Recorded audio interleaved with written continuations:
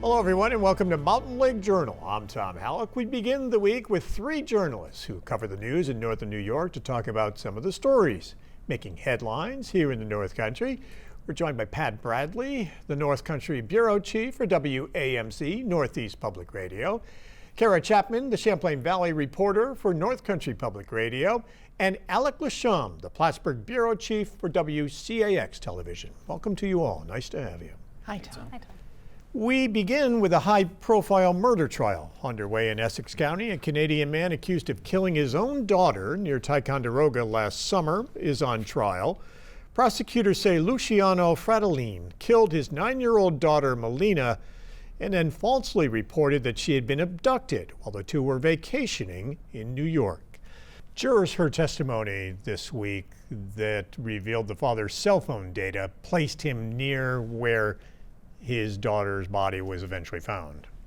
Yeah, in the opening statements, they noted a lot of digital evidence that would be used from tracking the car, tracking their cell phones. Their cell phones at one point were turned off. And it sounds like the high tech is going to be a big part of the evidence in the case, but also in the opening statements, the defense says it's all circumstantial. And the defense in opening statements insists that the girl was abducted. Yes. Alek, the National Transportation Safety Board this week released its preliminary report into the crash of a small plane near the airport in Saranac Lake a couple of weeks ago that killed 3 people. What did investigators find? They found it with that Aerostar plane that had crashed in the woods. Not even probably a few miles from Adirondack Regional Airport. They found it was flying too low. It was flying too low over the trees and likely had hit something in that area. And of course, with the video we had obtained, it showed that plane had caught fire in that area. Of course, showing the cockpit and the NTSB bags. And we also learned that the grandfather had flown up here from New Jersey to pick up his family, his daughter and granddaughter. Yeah, sad story. So the grandfather, his daughter, and the 2-year-old granddaughter were all killed in the... Exactly, yeah, 3 generations. As you mentioned, it shows they went down almost immediately after taking off from the Adirondack Regional Airport. They had only been in the air not long at all, less than a minute. And again, short distance from the airport, there is a surveillance video from some neighbors that shows the plane taking off, then of course crashing in the woods. You can see the flames and hear the impact as well. And no word in these preliminary reports on what may have caused the crash. No word on any mechanic failure with the plane or anything like that. It was just the indication was they were flying too low.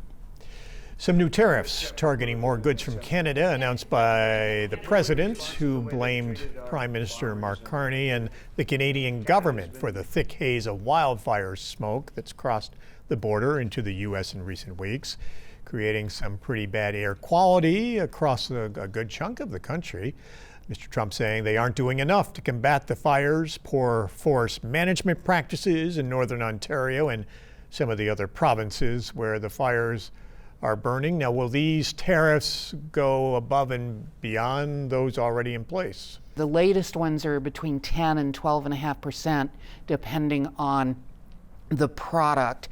And in talking to, economists and some of the local business people, it's almost becoming he's doing it again sort of thing. And they believe that more than retaliation because of the smoke from Canada, it's a negotiating tactic for the USMCA, the U.S., Canada, Mexico agreement, because about a month ago, I think it was, President Trump said he was not going to renew it. But they are still negotiating, so they think that this could be another negotiating tactic. So they chose not to renew, so that kicks in the process to where this will tick down to 2036. But a lot of these tariffs, there are a lot of goods that are listed on this that were previously covered by the USMCA. Mm-hmm. You look at some of them and they appear to be largely symbolic. We're talking hockey equipment, Canada sports, but when you look at how much they'll actually impact businesses, whether that be here or maybe even Canadian exporters as well, most of their equipment's not made in Canada. So if we're talking 95% is made overseas, that's a relatively small impact. So you have to think that's the reason for these tariffs is, as Pat had said, a negotiating tactic and also maybe a cultural jab as well. New concerns this could anger Canadians again at a time when there's been a bit of a bounce back that we've seen in the number of Canadians coming across the border again after last year when we saw the consistent 20-30% drop in Canadians. Does this give them a new reason to boycott coming to the U.S.? Well, I think Canadians, based on my conversations with people, Canadians are not going to forget this. They're going to be annoyed for quite some time. And while we may have a slight bounce back, I think it will remain a slight bounce back for quite some time. And I know, of course, Tom Clark was here this summer, and he talked about that relationship. It's going to take probably a few more years. Well, I asked SUNY Plattsburgh's Chris Kirky again about that relationship. Yeah. And he thinks it'll just even extend that timeline in terms of trying to get back to a point where Canadians feel comfortable coming back down here, whether it's 20-30%, but it definitely doesn't help.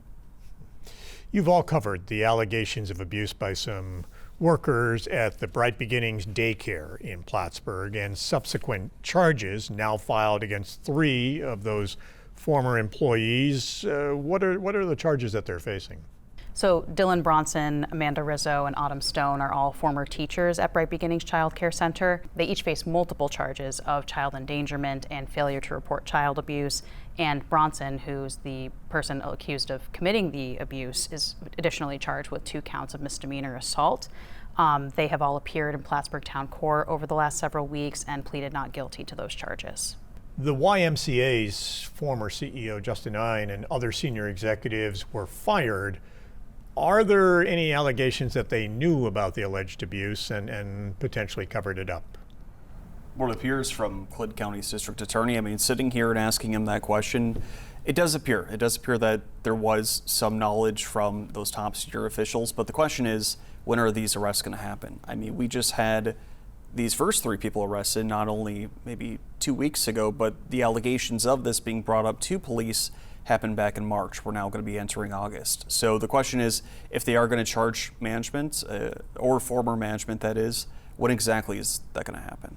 A new executive director has been named just this week, and the daycare center also has a new name now, no longer Bright Beginnings.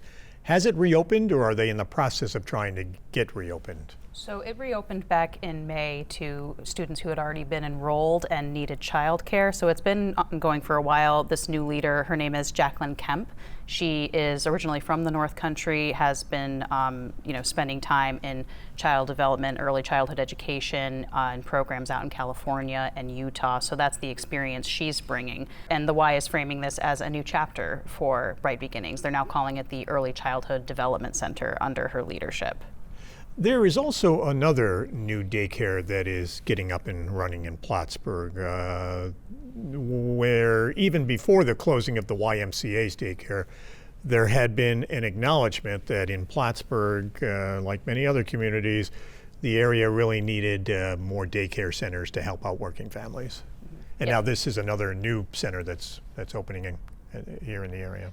Yes, TDC has plans to build a childcare facility right in their industrial park off of Route 3. It would create around 150 slots. That's the plan. This has been in the works, like you said, ever since before Bright Beginnings shut down earlier this year. Since about 2024 is when Danny King, the CEO of TDC, started kind of shopping around the idea, started trying to make it happen. And they got a $1 million grant from the Northern Border Regional Commission recently. I believe it's going to be about $5 million to construct. She told me that they hope to have the rest of the funding lined up by the end of this year, and she said, lofty goal is to have shovels in the ground next year. So, Alek, you recently toured the former Camp Gabriels State Prison in the Adirondacks with State Senator Dan Stack, who for 6 years running now has been trying to get the legislature to pass an amendment that would help facilitate selling the old prison that's been closed for well over a decade now, 12, 13 years. Because it sits within the Adirondack Park, there are extra protections and that have, by many accounts, held up the sale of the property.